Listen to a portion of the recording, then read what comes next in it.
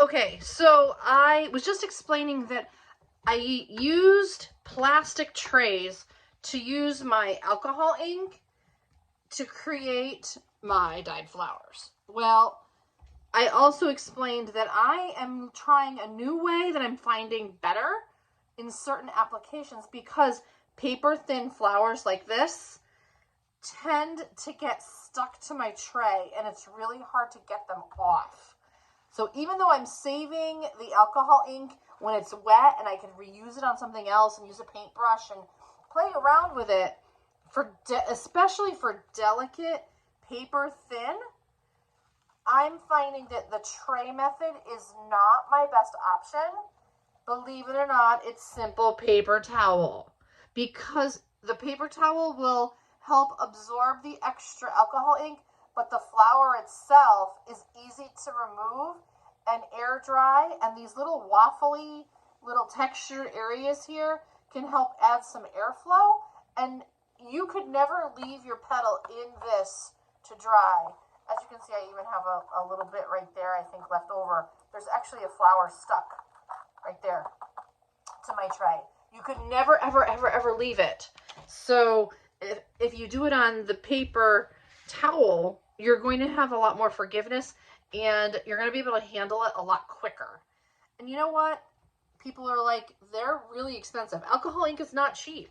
So I will tell you, save these pieces. And you know what? You could put these behind something you're working on, rip them up into little bits, add a little texture with your resin, and coat that up. And you know what? You have a new medium to work with. Please, please, please don't feel like this is a waste. It's just part of your process. So in honor of the teal shirt I'm wearing today, I thought we would go for some more tealy colors with this piece. And I'm going to demonstrate. So here we go. Think of this as paper. And think of it also as a sponge.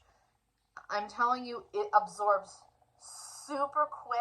It's like sucks it right up. So the first thing I'm going to do is I'm going to use a little bit of green on each of the petals. And alcohol ink has a scent, like kind of alcohol-y. So please use adequate ventilation. I have a window over here with a screen. And so crack that window open for you. And then, as you can see here, there's some parts that aren't dyed yet. The alcohol ink that's getting absorbed behind it, I'm really happy because I could pick this up really easily. If this was in this tray right now, it's going to almost like glue and stick to the tray. And it's not easy to get up with a really thin flower. With this type of flower, you're not going to have that problem. But you have no problem whatsoever if you use a paper towel.